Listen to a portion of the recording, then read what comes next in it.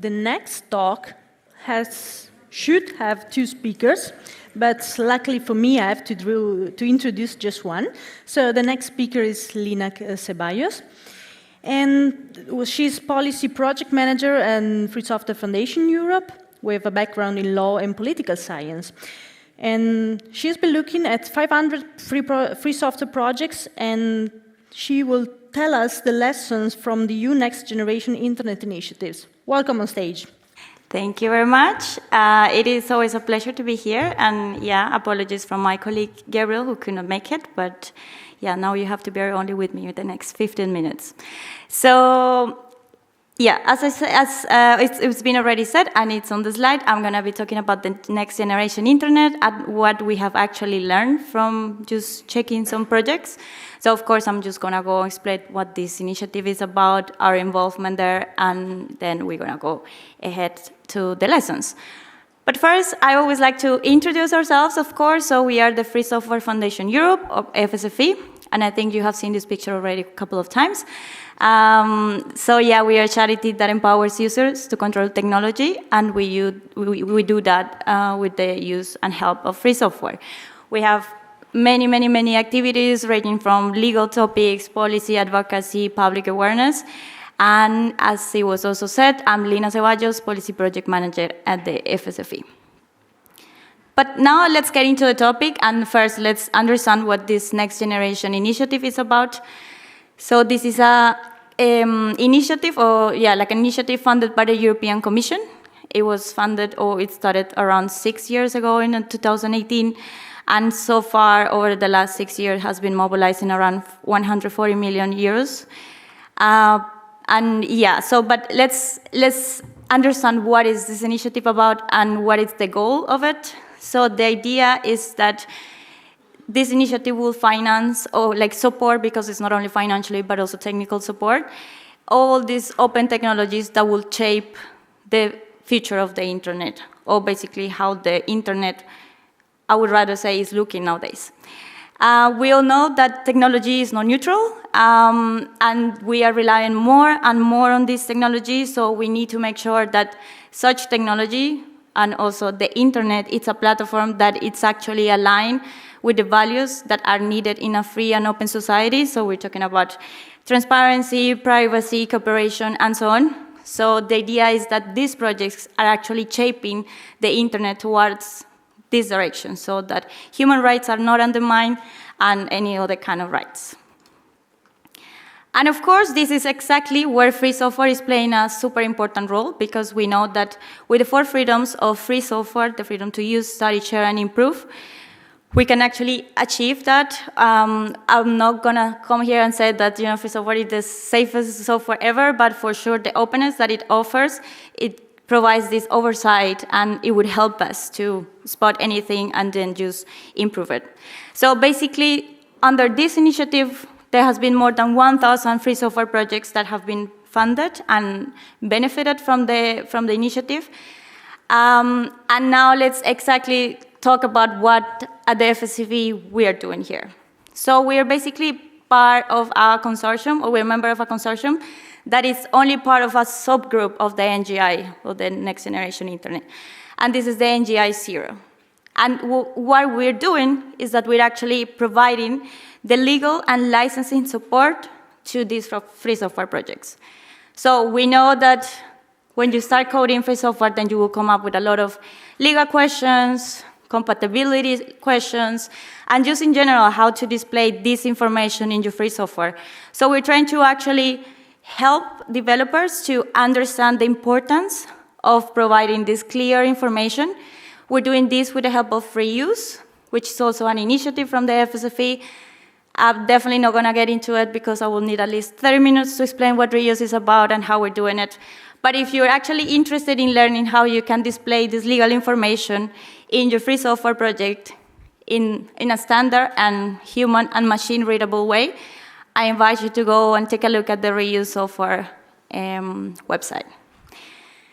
So we have been checking and helping around 500 projects with all these license questions and legal matters.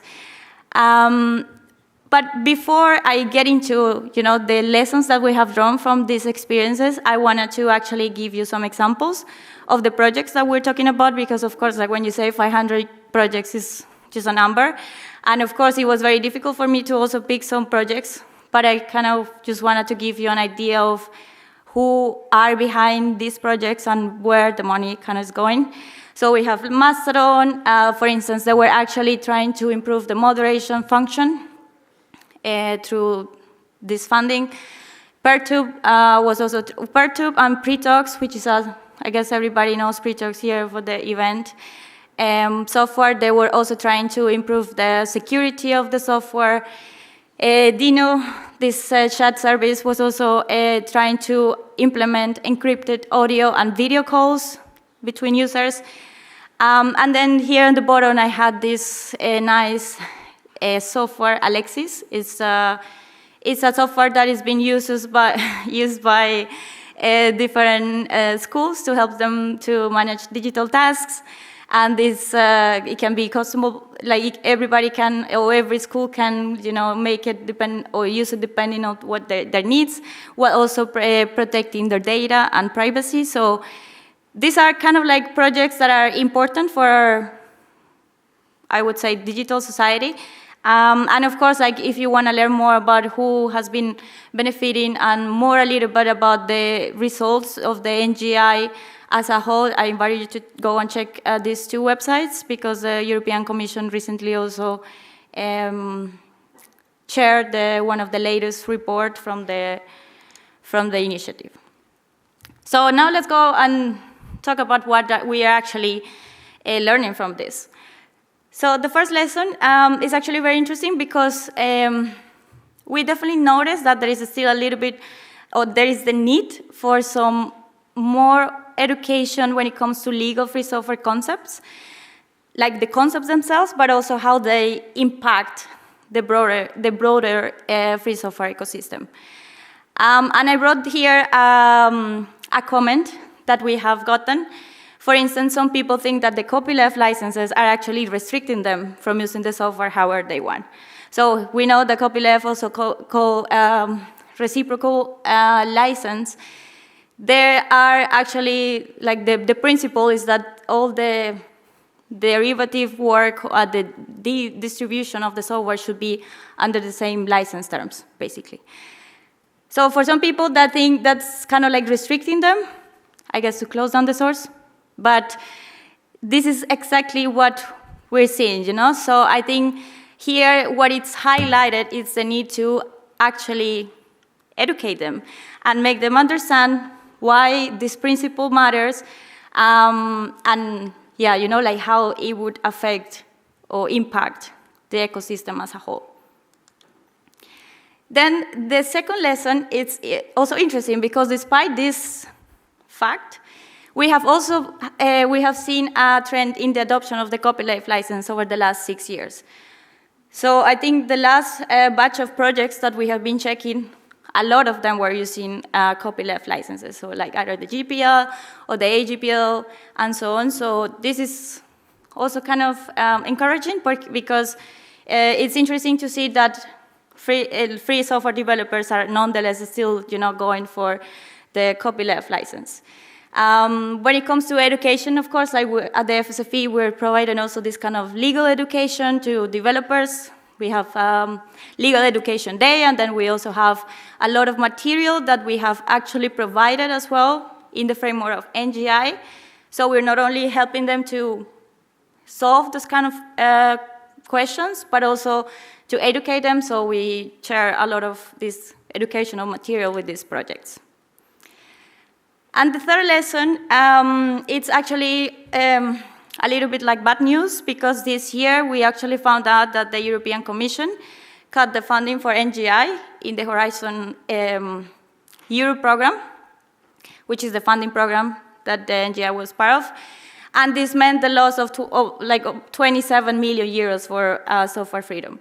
So this has shown us that actually there is a need for more sustainable, secure, and dedicated funding for not only NGI and all these kind of projects, because NGI not only touches upon free software, but also open data, open hardware, but also for free software in general. So that's actually the highlight. I wouldn't say highlight, but what we could take from this specific rather bad news. I'm also not going to get into the topic itself that much because I only have 4 minutes left. But I invite you to go to seminar 2 in 20 minutes because my colleague Alexander Sander is going to actually speak about this issue and actually highlight the importance of the topic and what we can do, what at the FSFE have been doing, and also how you can actually do something as well. So now with this, I would actually like to close down my talk, but first I want to encourage you to support the Free Software Foundation Europe because your support actually enables our work. And as I said, we're a charity and therefore we need that support as well from you to keep up the good work and all the activities that we're carrying because indeed, I would say they are quite important for the whole community and for the whole ecosystem. I encourage you to support us. So thank you very much, and I'm happy to take questions. Thank you, Lina. So is there any question from the public? Don't be shy. Yes, the mic is coming.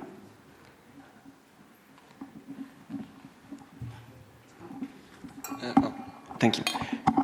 Hi. Is there any hope for NGI to be revived? Are you going to talk about that later? Sorry. But anyways, can you give us like a spoiler if there is any hope what we can do, I don't know if I actually want to spoil my colleague's talk. I don't think that's fair. But I definitely invite you to go and to Alex's talk because there is a lot of things that have been happening, and it would be nice for you to understand where this is coming from and maybe what this might lead. So, you should go and see Alex talk. That's my answer. Any other question?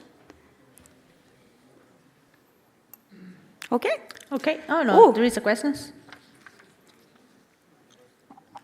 If it's not too long to describe, which is the process to let's say, given that I have, for instance, free software project, and I would like to be funded somehow from the European Union in this project of next generation internet, given that they are cutting, by the way, which was the procedure, if it's not too long to describe, to get funded by them?